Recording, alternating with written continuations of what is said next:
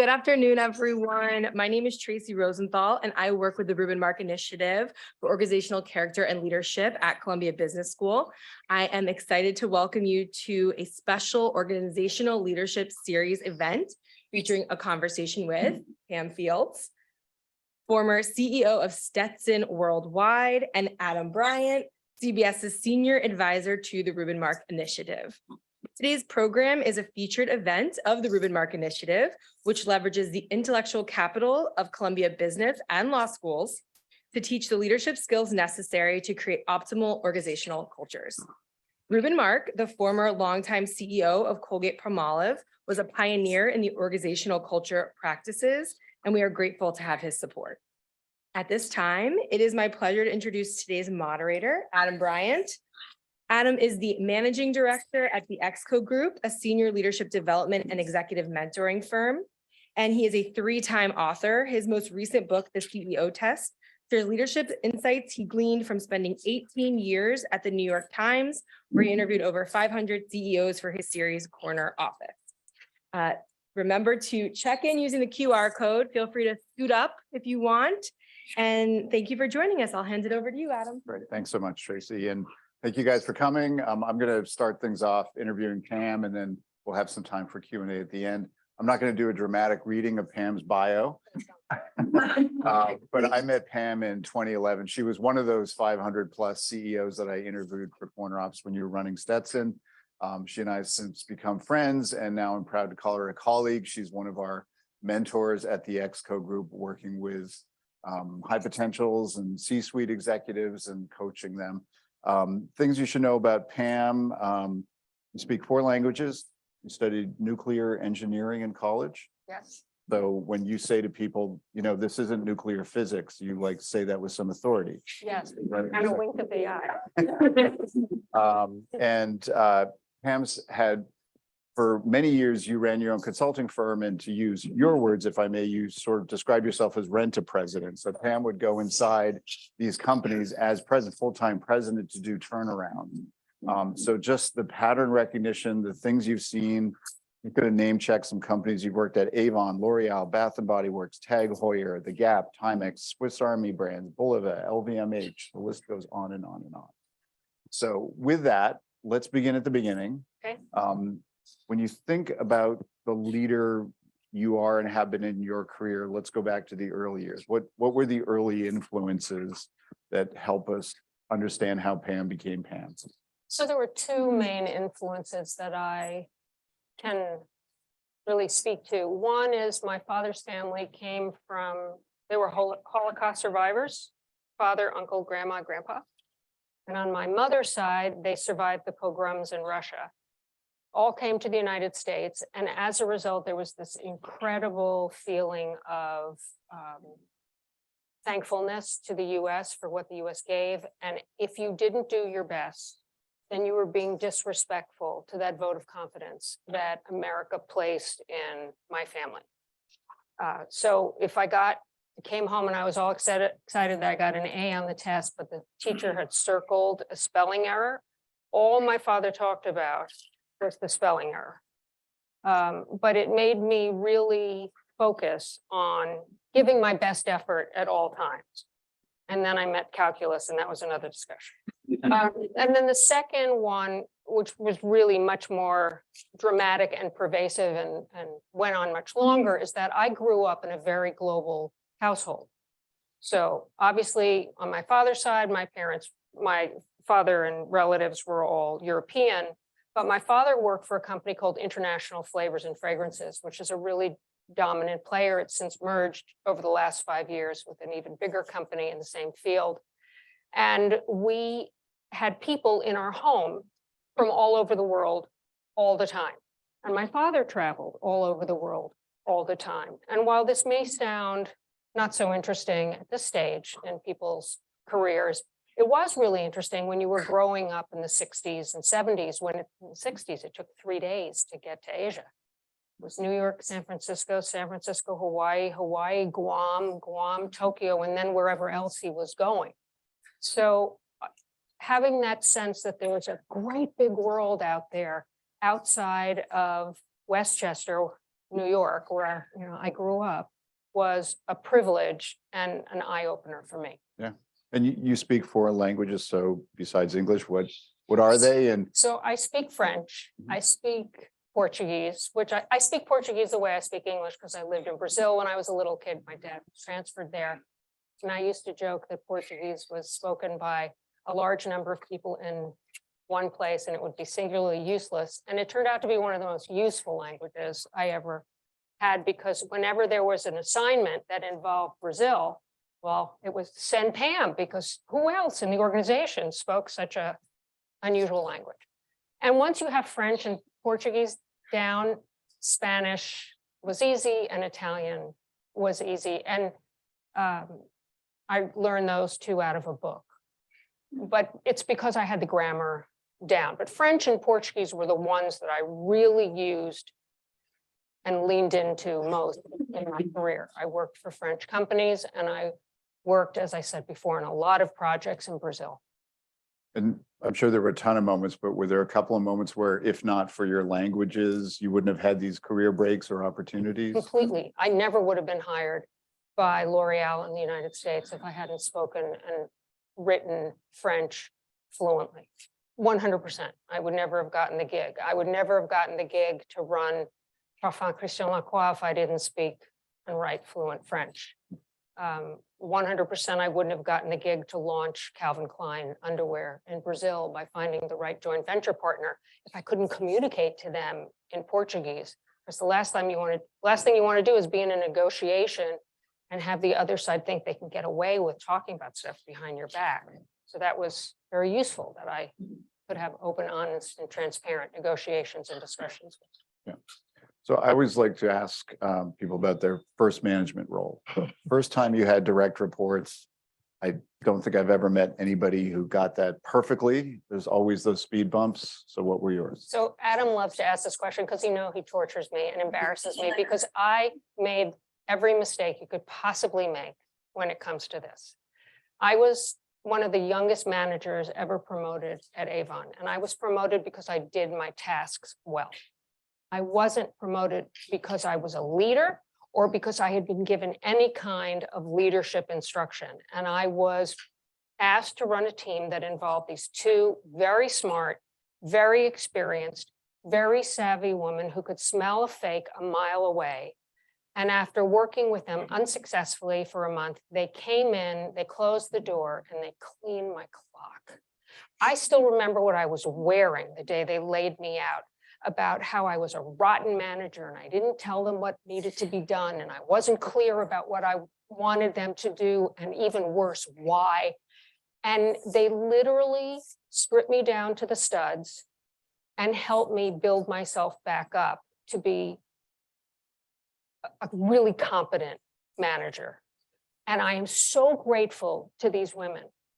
And I don't know if I would have ever learned that lesson in as productive and as impactful a way as if they hadn't felt like I would be receptive to being dressed down by their team. And on that point specifically, because I can easily see a version of that movie where they just dress you down. Oh my God. But there was something that you did, or maybe it was their personality or both, that made them think we want to help her. So yeah, they were classic New York City, and I use this word descriptively, not pejoratively, broads. They weren't afraid of anybody, they weren't afraid of anything, and they certainly weren't afraid of me. But they were willing to recognize that I brought something to the position that hadn't been there before, that I was able to think in a way that showed promise and that I had ideas. But the most important thing that they knew is that I would always have their back. But if I set them up to fail, that was not a very productive environment for them. I was really lucky. Right. So let's shift the timeline to the part of your career where, again, you're sort of rent-a-president. Yeah. You go inside these big companies, and I love asking you about this because you've just, not many people, there's a lot of consultants that sort of dip in, dip out, but you go in, you're hired. And so give us the good, the bad, and the ugly. What are the patterns you've seen about why companies get into trouble? Because that's why you were hired, right? They needed the turnaround. So like, what's the ugly? Why do companies get into trouble? So just for context, my shortest engagement would be a year. And for some of my engagements, I was there for 3 years. And the reason I did that is that I didn't want someone to hire me for 6 months, look at my plan, then drive off the road and hit a tree with my name on it, right? I wanted to own my own results. The apple pie and motherhood of why companies fail is they don't manage their cash flow.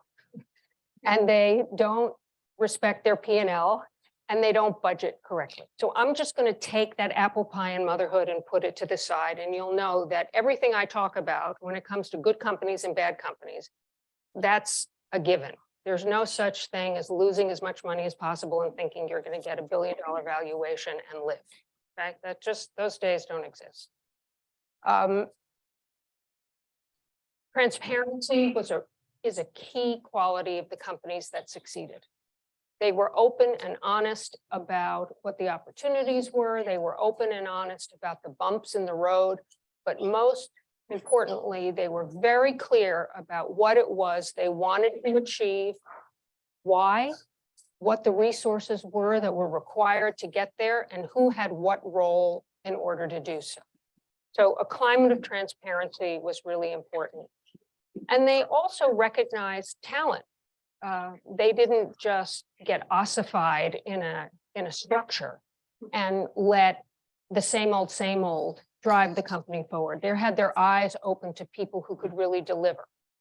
In terms of negatives, you've heard the term blind spots, but in practice, what a blind spot means is that someone knows there's a problem, but because the management culture is such that they're afraid to bring it up because they think they're going to lose their job, or they think they're going to be transferred to Siberia and never heard from again, or they think that there's some kind of a negative repercussion in terms of their compensation package, whatever it might be, they don't raise their hand, they don't speak up.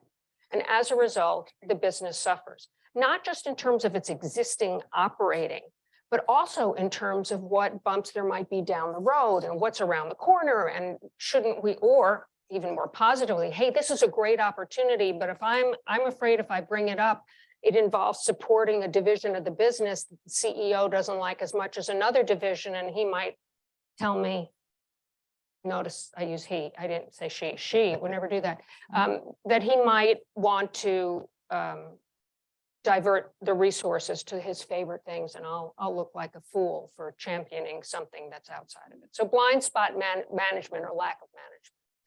Autocracy is a bad one as well, top-down management. At some point, someone has to make a decision. You know, as a CEO, you have to finally sit there and say, I own this decision. I appreciate everybody's feedback.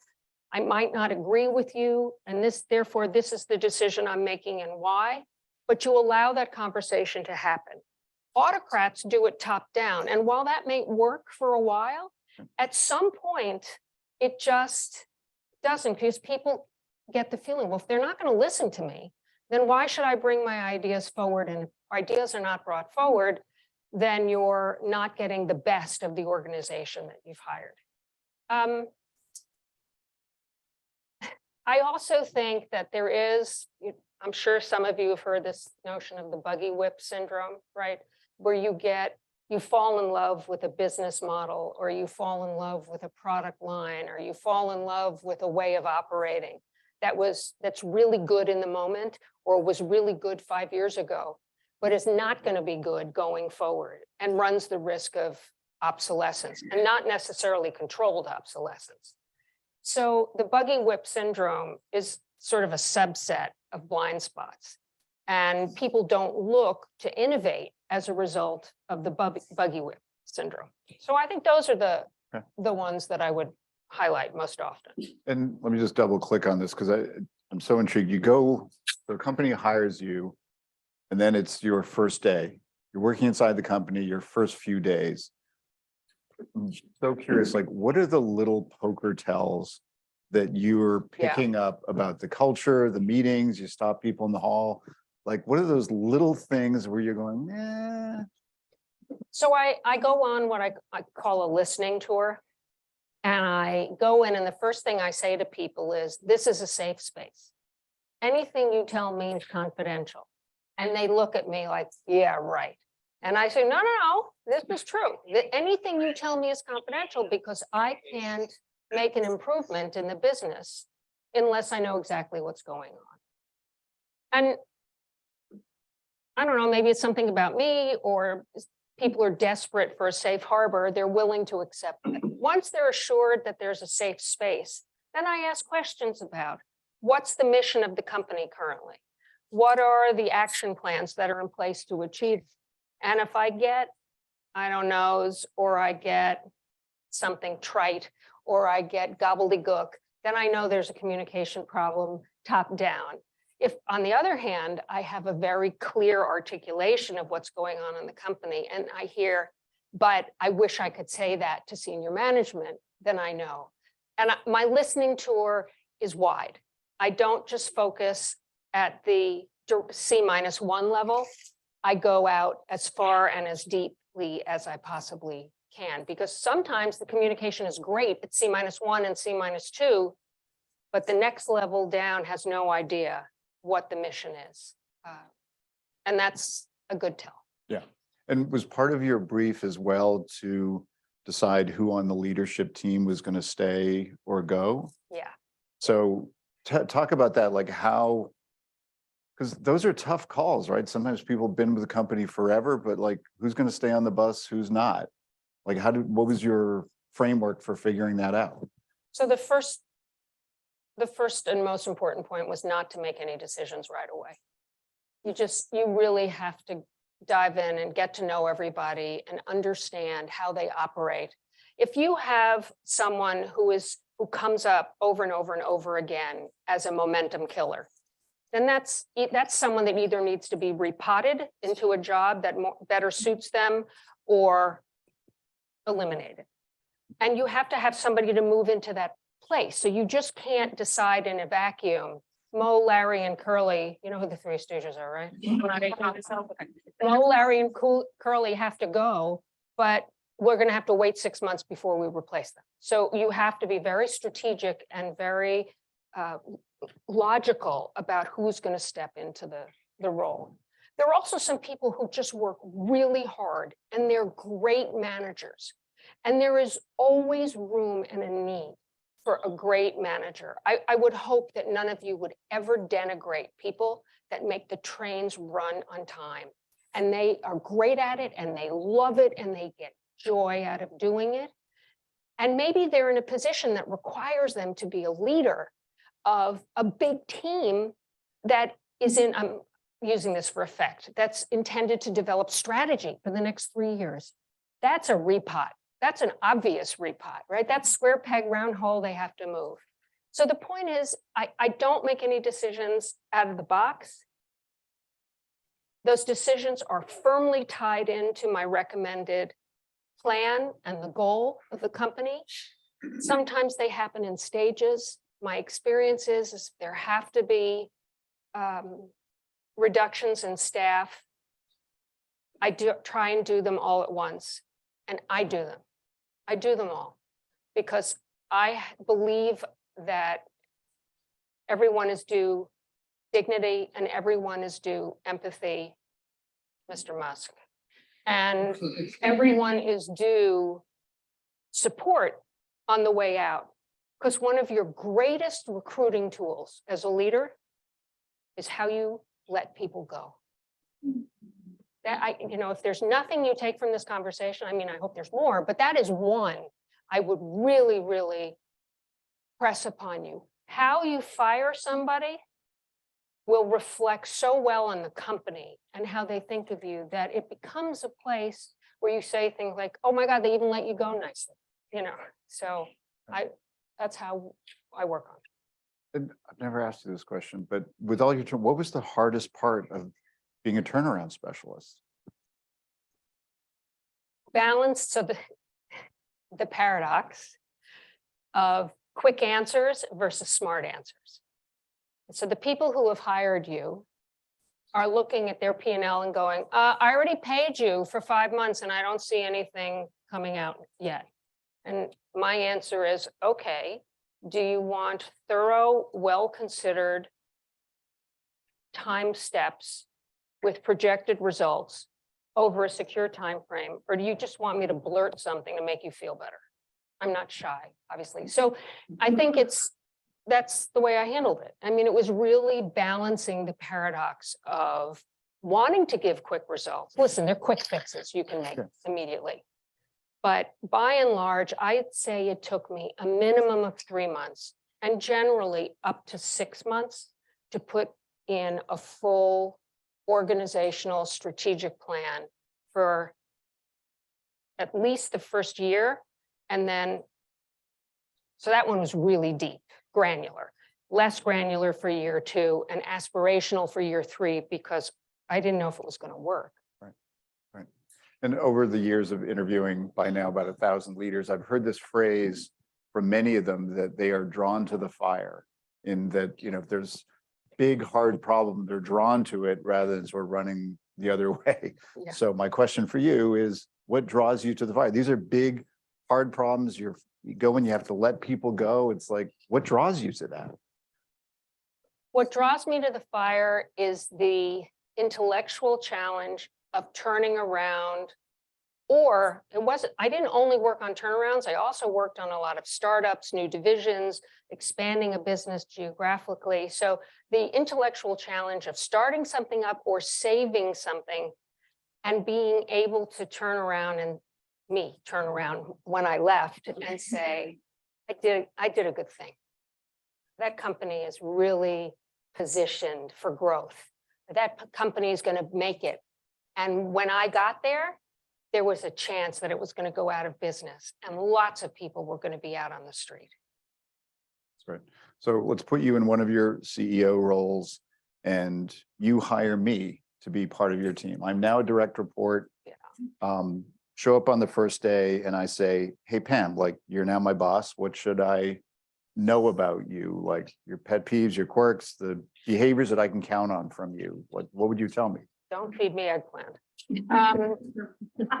So the most important thing that I do, and I take great risk and great pride in doing this, and I don't know many of my colleagues who say it as explicitly as I do, is I tell people who work with me that I own their failures, because that's my job. My job is to put my body in front of the bullet if something they try doesn't work.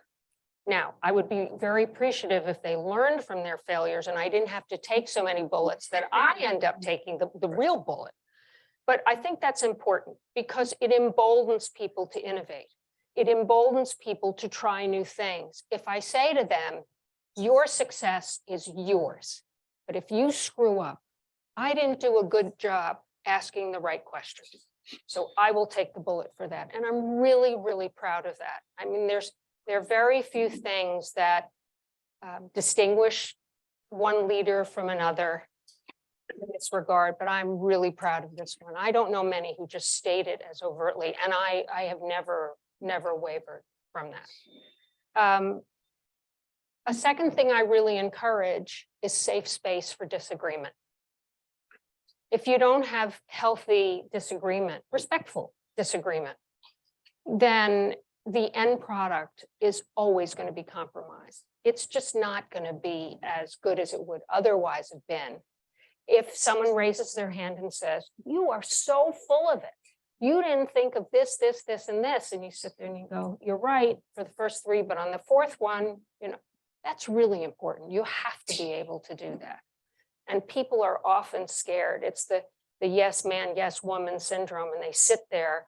And the minute the controlling entity has left the room, they turn to one another and go, well, that'll never work. Well, thanks for sharing. A little too late. So healthy disagreement is critical. Listen, I know my strengths and I know my weaknesses. I need a strong CFO to be great at what I do. I need a partner. I can read a balance sheet. I can smell a rat in a P&L. But I am not someone who can excel at treasury functions and handle an M&A transaction from soup to nuts. No, I would be terrible. I need a partner. And that's another good takeaway, is know where you need someone to lean on, because they have a complementary skill set from what you can bring to the table. Certainly, I need a strong CFO in everything that I've done. And if I get to a company and I see that the CFO is a bagel, I don't wait. That change happens immediately. And what flavor of bagel? Any bagel. It's not. So, as I mentioned at the outset, Pam is now a colleague and does executive mentoring with our firm, the ExCo Group. So my question there, so as when you're advising people and having conversations with them to help them get to the next level, to work through the blind spots, what are the most common themes that come up? So a lot of different points. Let me try and prioritize. It's always wonderful in your career to be the person that everyone respects for having the data, having done the hard work, owning the facts, and then being able to support those facts with plans and opinions and ideas. But nobody can argue with the business facts of a situation. And you need to be able to learn, if you haven't already, to be able to synthesize that data in a way that it's actionable and easy to understand for everybody in the room. Complexity in the effort to make people think that you're the smartest person in the room because you speak in complex terms has the reverse effect. Someone once said to me, "Oh, you can tell me. The New York Times is written for the 8th grade. Is that true?" Ish. Okay. Yeah. I'm sticking with my quote. So, so you want to, I'm not saying dumb it down, but keep it so simple. Don't speak in graduate school, right? Speak in normal tone so that everyone could grab it, understand it, and act on it. The other thing that I would tell you is that networking is the key to your success and a career longevity. I completely understand that there are few things more daunting than walking into a room of 100 people you don't know and saying, "This is a really important conference for me and I have to make some contacts here." It's daunting. It's something you just have to learn how to deal with. Since I'm competitive, I turn it into a game and I say, okay, in the first half an hour, I am going to get 5 business cards.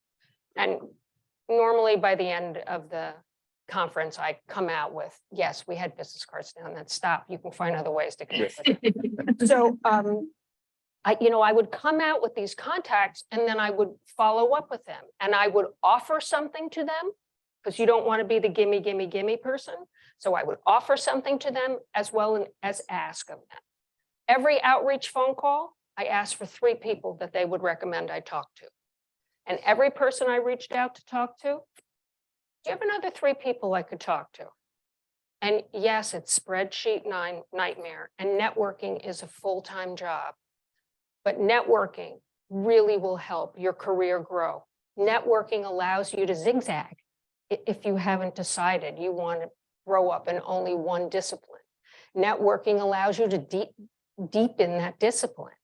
It's really time well spent.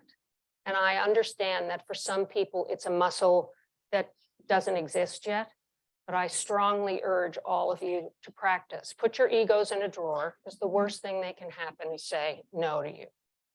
Someone once asked me what my rule is for networking.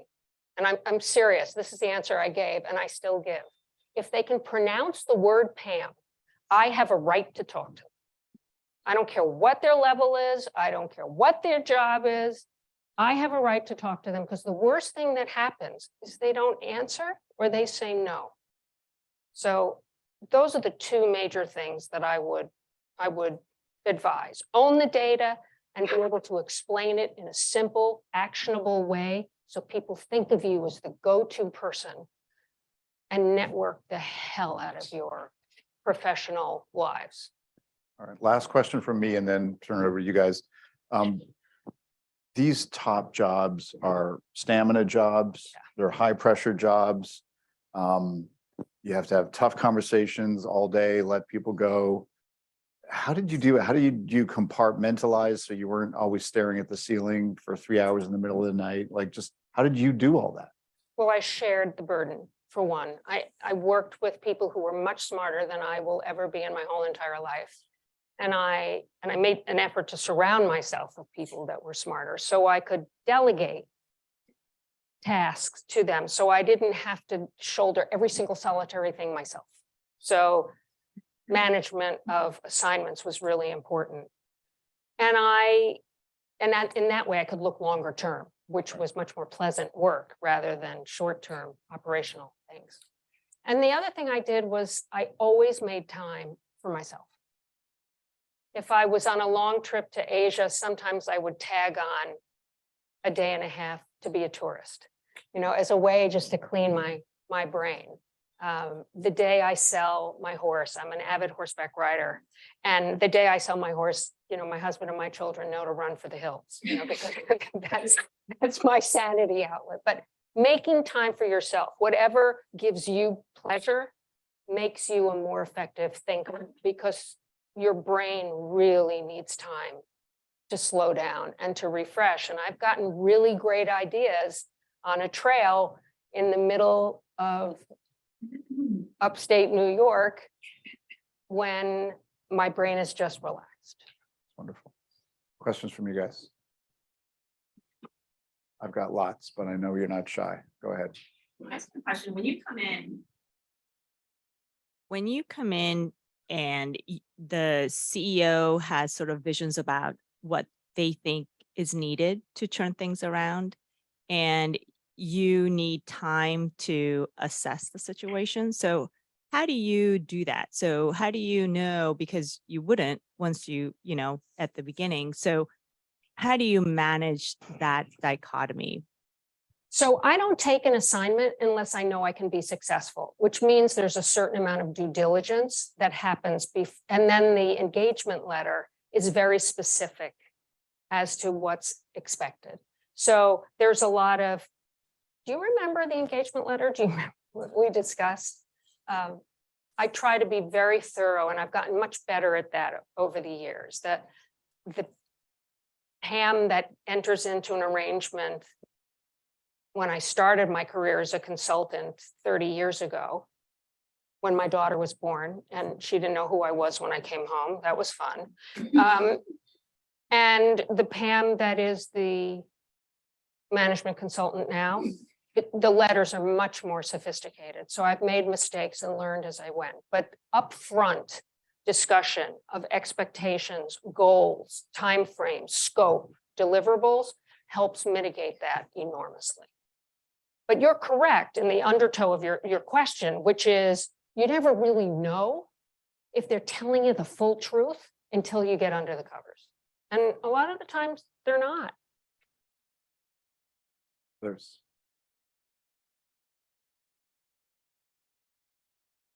I wonder how do you prioritize? What's your thought process when there's competing priorities, and how do you go through them? Yeah, it's an interesting question, the question of priorities. And in a turnaround situation, the priority is to keep the lights on. So anything that involves cash flow management, lowering the water, takes precedent over initiatives that would raise the bridge. And I want the company to stay alive. In a case where it's a company that is going abroad for the first time, the priorities involve supply chain management and finding the right partner and understanding local law to make sure that you can be supportive and that the local, for example, I took the Gap to Germany. And if any of you are familiar with labor law in Germany, you can't fire anyone. Well, that has a pretty big impact on your store's bottom line if they're terrible salespeople and you're not making any money in a store because you can't can the manager. So those are the kinds of things that you prioritize up front. In terms of the best job a CEO has, which is really being able to think down the road 3 to 5 years and leave the COO/CFO the job of actually making the trains run on time.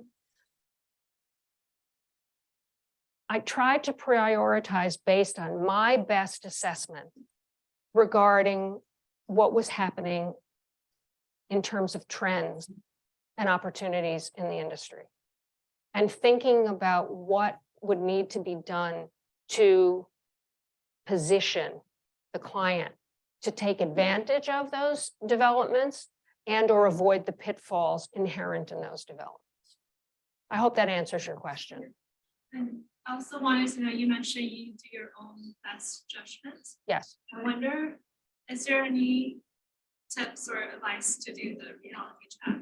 Not just like in professional life, but also in personal life. I've been wrong a lot. And there's this wonderful expression, I'm sure you've seen it, called fail harder, fail better. And I try, whenever I make a mistake, to fully dive into what I did incorrectly, what I could have done differently, so that it's there to correct myself. And I have people that I really trust outside my professional life that aren't specifically in my industry, but they're smart. Surround yourself with people that are smarter than you are. That's rule number one. And ask them questions and say, this is what I'm thinking. Am I nuts? Yeah, sometimes I'm nuts. So it's really good to have people that can press you and challenge you. And in terms of your earlier question about what people to keep and whom to let go, when you're surrounded by people who sit there and say, I really appreciate your point of view on this, but this is what my experience tells me, and this is why I'm afraid that might not be the right solution, which is the diplomatic version of are you nuts? Then it's helpful to have those discussions. Find people you trust. Find people who you can have really deep, pressing conversations with that disagree with you. Only talking to people who think you're a genius is not healthy. We're all geniuses when we look in the mirror. I was still 29 when I looked in the mirror. Not. Okay. You use this phrase once, I can't remember what the context, but it struck me as incredibly effective, disarming tool. You say, I reserve the right to be wrong. Totally. And I am a lot. Right. But talk about the impact of saying that up front to the team. Well, you know, again, the goal is to create a safe space for open discussion. And if I'm telling people out of the box that I don't have all the answers and that I'm probably going to be wrong on a lot of points, then they tend to feel much more emboldened to tell me exactly where I'm wrong and why, which is great. It's what you want. But again, I go back to my earlier point. As the CEO, as the president, as the leader of a team, as a division lead, whatever your leadership title is, this is not just a behavior that you all of a sudden flick a switch on when your title is president or CEO. You just have to create an environment where people can have open, honest conversation, but at a certain point, you have to be able to say, I appreciate everybody's contributions. This is how I'd like to go forward. I know some of you may not agree with this, but I feel for the business, this is where we need to go. And here's how I'd like to whack up the jobs to be done. So you're giving everybody this equal status to participate in the conversation.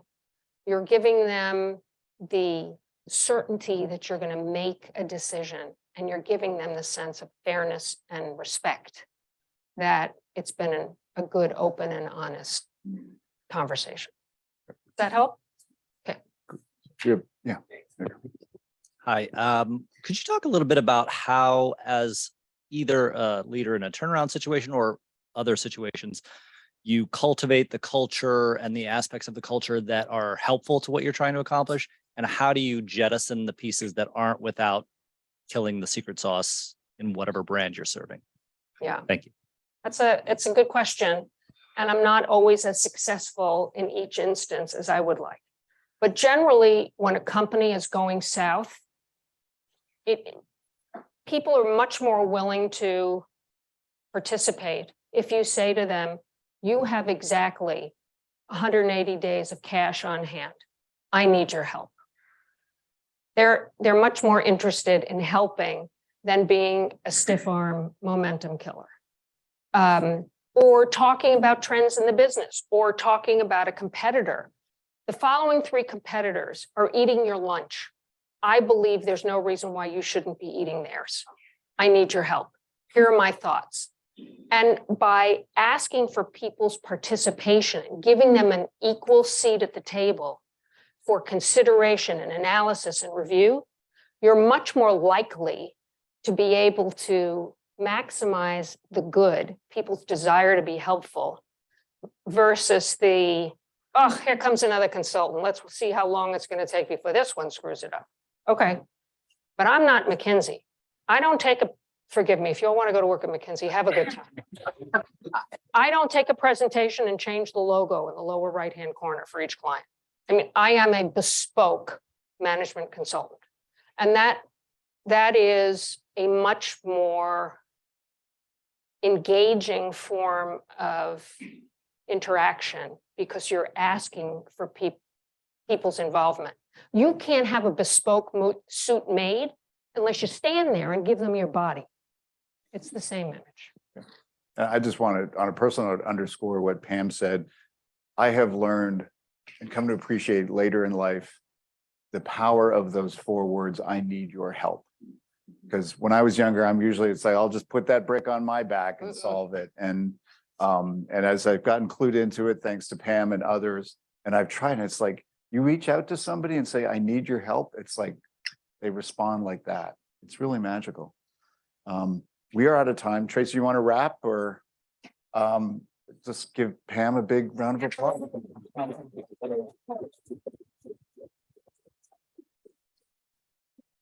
Thanks so much for coming. I hope it was helpful. I always learn so much every time I sit down. I had a blast. Thank you so much for having me. Congratulations on all you've achieved. And I wish you all the best. And I'm sure you're going to sail high and far.